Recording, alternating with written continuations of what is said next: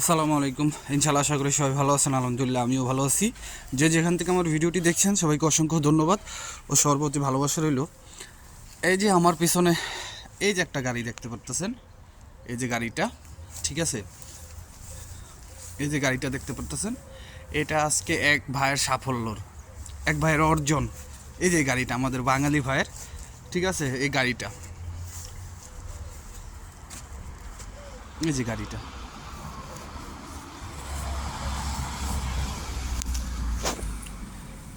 তো যাই হোক, এই গাড়িটার অর্জনের কথা আপনাদের সাথে আজকে শেয়ার করব, ঠিক আছে। আর ভিএফএস গ্লোবাল, ইতালি অ্যাম্বাসি, আর আপনাদের জন্য হয়তোবা সামনে কোনো ধরনের একটু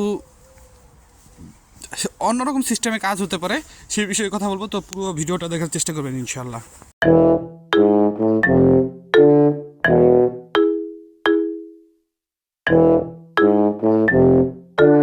তো সব কিছুর জন্য আলহামদুলিল্লাহ। প্রথমে আমি একটু জাস্ট আপনাদের গাড়ির কথাটা বলি। এই ভাই আমার পরে আসছে ইটালিতে। উনি প্রথমে রোমানি আসছিলো, রোমানি দিয়া তারপর ইটালিতে আসছে। তো ওনার সাথে আমার হচ্ছে থানায় দেখা হয়েছিল। তো যেহেতু আমি মুন্সিগঞ্জের, উনিও মুন্সিগঞ্জের, ঠিক আছে, ওনার মুন্সিগঞ্জের চাম্পাতলা বাড়ি, আর আমার হচ্ছে আপনার শ্রীনগরের এদিক বাড়ি, ঠিক আছে। তো সেই ক্ষেত্রে আপনি মনে করেন তার সাথে আমার সেখান থেকে পরিচয়, কথাবার্তা, আজকে মনে করেন যে তার সাথে এমন একটা সম্পর্ক যে তারাই আমি আমার বড় ভাইয়ের জায়গায় রাখছি, সে আমার তার ছোটো ভাইয়ের জায়গায় রাখছি। তো এই যে গাড়ির গল্পটা, আসলে তিনি রেস্টুরেন্ট সেক্টরে একটু কাজ করতে চায় না। আছে ইতালিতে এমন অনেক লোক আছে যে আপনার মনে করেন যে রেস্টুরেন্ট সেক্টরে কাজ করবে না। তো উনি দীর্ঘ লাস্ট 5 মাস উনি কোনো ধরনের কাজ করেনি। এই আপনার পাতান্তে যেটাকে বলে ড্রাইভিং লাইসেন্স, এই ড্রাইভিং লাইসেন্সের জন্য পড়াশোনা করছে টানা 5 মাস, 4 মাসের মতো, যেখানে 7150টা প্রশ্ন থাকে। সেখান থেকে আপনার হয়তো বা ধরেন 30টার মতো প্রশ্ন আসতে পারে। সেখান থেকে আপনার 27 থেকে 28টা প্রশ্ন মানে কারেক্ট হইতে হইব, ঠিক আছে, জাস্ট ট্রু আর ফলসের মতো আসে। এইগুলো একটা। তারপরে তিনি সেইখানে এক চান্সে পাস করছে, তার 27টা না জানি 28টা হয়েছিল, এক চান্সে পাস করছে। তার এই পাস করা দেখে ইতালিয়ান যে মাইসরা, মানে যে যারা পরীক্ষাগুলি নেয়, তারা অবাক হয়ে গেছে যে তুই মাত্র 2 বছর হয় নাই আইসদ, ভাষা পারস না, কীভাবে সম্ভব? তো আসলে নিজে চেষ্টা করলে পৃথিবীতে সবই সম্ভব। তারপরে তিনি ফুলিউদি রোজা পাইছে, মানে পরীক্ষা পাশ করার পর তার একটা রিসিপ্ট দিছে, সেটাকে বলে। তারপর গুইদা দিছে, মানে তিনি যে ড্রাইভিং প্র্যাকটিস করছে সেখানে গুইদা দিছে। তো গুইদা তো এক চান্সে পাশ করে আজকে তিনি পাশ করার পরেই 2-3 দিন পরে এই যে আজকে গাড়িটা কিনছে, বাংলাদেশে প্রায় 10-12 লাখ টাকা দিয়ে গাড়িটা কিনছে। যাই হোক, দোয়া করি তার জন্য, আপনারা সকলে আমার জন্য দোয়া করবেন।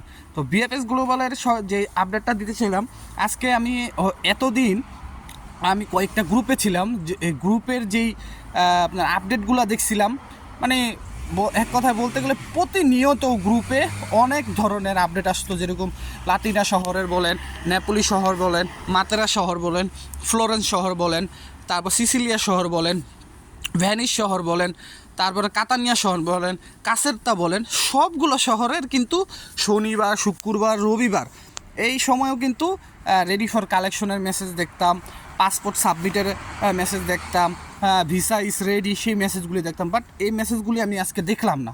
তো এর পিছনে কী কারণ হইতে পারে? কারণ আপনারা দেখছেন যে দীর্ঘমেয়াদী যে 3 বছরের একটা ফ্লুসি, সেই ফ্লুসির কিন্তু আজকে আপনার গত 5 তারিখ, গত 7 তারিখ এবং সামনের 12 তারিখ এই সময় কিন্তু আবেদন করা হবে, এবং যেটার আবেদন সম্পূর্ণ কিন্তু পেরফুত্তরা কন্ট্রোল করবে। তো এখন হতে পারে যে এই পেরফুত্তরার কারণে আপনাদের কাজটা পিছিয়ে যেতে পারে। এটা আমি ধারণা, আমি যদি ভুল না করে থাকি, আমার যদি মানে ধারণা ভুল না হয়, তাহলে এরকমটা হতে পারে। কেন আপনারা দেখেন, এখন আপনার বাংলাদেশের সমস্যাগুলি হয়তোবা আমার মনে হয় যতটুকু যে পেরফুত্তরা থেকে সলভ করে ফেলাইছে তারা, বাংলাদেশের এম্বাসির কাছে সব ধরনের ডিটেলস পাঠাই দিছে। হয়তো এম্বাসি কোনো কারণে এগুলাতে দেরি করতেছে। আই থিঙ্ক আমার মনে হয়, যেহেতু তারা কিন্তু একটা ডিসিশন ভাইবাই নিয়েছিল যে ফেব্রুয়ারির ভিতরে এই পাসপোর্টগুলোর কমপ্লিট করবে, হয়তোবা তারা ওরকম ক্যাপাসিটি আগে থেকে এটা একটা টেবিল বৈঠক বা যেভাবে হোক আলোচনা করার পরে কিন্তু তারা একটা নির্দিষ্ট সময় নিয়েছে যে এই সময়ের ভিতরে হ্যাঁ আমরা পারবো, তখনই কিন্তু করা হয়েছে। এই জন্যই আমার যারা মেসেজ করেন তাদের আমি বলি যে আপনারা অ্যাটলিস্ট ফেব্রুয়ারি পর্যন্ত ওয়েট করেন। এখন আমি আপনাদের কি বলবো বলেন ভাই, আমি তো আর এটার ভিতরে কাজ করি না যে আপনাদের মনে করেন আমি কোনো একটা 100% শিওর যে একটা কথা কমু। এতে তো আপনারও ক্ষতি হবে, আমারও ক্ষতি হবে, তাই না? তো এই জিনিসটাই আমি আপনাদের বলতে চাই যে আগামী ফেব্রুয়ারি, এই ফেব্রুয়ারি রানিং ফেব্রুয়ারি মাস চলতেছে, এই ফেব্রুয়ারির ভিতরে হয়তো বা আপনাদের কাজটা সম্পূর্ণ হবে। যদি এর ভিতরে না হয়, মার্চে হবে কি না জানি না, তবে মার্চেও হওয়ার চান্স থাকতে পারে। কী জন্য? আপনার যেহেতু ফেব্রুয়ারিতে আবেদন করেছে, ফেব্রুয়ারি, মার্চ, এপ্রিল মাসের 2 থেকে 3 তারিখের ভিতরে আপনার দেখবেন যে ওই যে নলস্তাগুলি আছে, এই নলস্তাগুলি ওটা শুরু হয়ে যাবে, ঠিক আছে?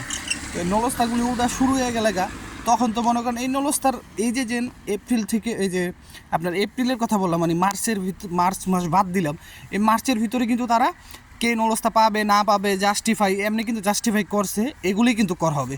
তো সেই ক্ষেত্রে কিন্তু পেটপুত্তরা তখন কিন্তু বিজি থাকবে। তো এই জন্য আমি বললাম হয়তো বা আপনাদের কাজটা একটু স্লোলি চলতে পারে যদি পেটপুত্তরা কাজ শেষ না করে থাকে। এখন আপনারা অনেকেই আমার বলেন যে ভাই এই শহরের কাজ শেষ হয়ে গেছে কিনা, এই শহরে আমি তো নিজ চোখে দেখতেছি যে কোন শহরের ভিসা পাচ্ছে বা কোন শহরের কমিউনিকেশন মেসেজ আসছে বা কোন শহরের কাজগুলি করতেছে। সব শহরের ক্ষেত্রে কিন্তু একসাথে এম্বাসির কাজ করা সম্ভব না, এটা আপনিও বোঝেন, আমিও বুঝি, এটা কোনোভাবেই সম্ভব না।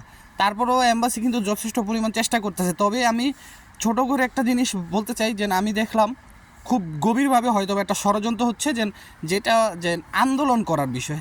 এখন এই আন্দোলনটা আপনাদের কিন্তু ব্যক্তি হিসাবে করতে পারেন, মানে আপনাদের যে পার্সোনাল অধিকার সেই হিসেবে করতে পারেন, এখানে আমার কোনো বাধ্যকতা নাই। কিন্তু আপনারা এটুকু বুঝবেন যে তারা কিন্তু তাদের কথা রাখছে, এম্বাসি কিন্তু এম্বাসির কথা রাখছে। তারা কিন্তু চাইলে 2022-23 সবগুলা ফাইল রিজেক্ট করে দিতে পারতো, যেহেতু সেখান থেকে সমস্যা হয়েছে। তারা করছে না, তারা একটা নিয়মের ভিতরে আনছে। তারা এখনও কিন্তু আশাবাদী যে বা আমাদের আশা দিছে যে যাদের নলস্তা ঠিক আছে, যাদের মালিক ঠিক আছে, তারা ভিসা পাবে। তো এই ক্ষেত্রে যদি এই মুহূর্তে এমনি বাংলাদেশের পরিস্থিতি কিন্তু খারাপ, যে কোনো সময় ভিএফএস গ্লোবাল যে কোনো সময় আপনার এম্বাসি বন্ধ হয়ে যেতে পারে। তো এই সময় যদি আপনি আবার মনে করেন যে এই আবেদন এই আন্দোলনের মনে করেন ডাক দেন বা করেন, এটা কিন্তু একদম সরকার বিরোধী হয়ে যাব, এটা কিন্তু ইতালি বিরোধী হয়ে যাব, সেক্ষেত্রে কিন্তু আপনাদের সমস্যা হতে পারে। তো এই ছিল আমার ছোট করে আজকে। তো সবাই ভালো থাকবেন, সুস্থ থাকবেন, সবার জন্য দোয়া রইল। আসসালামু আলাইকুম, দোয়া করবেন আমার জন্য। আল্লাহ হাফেজ।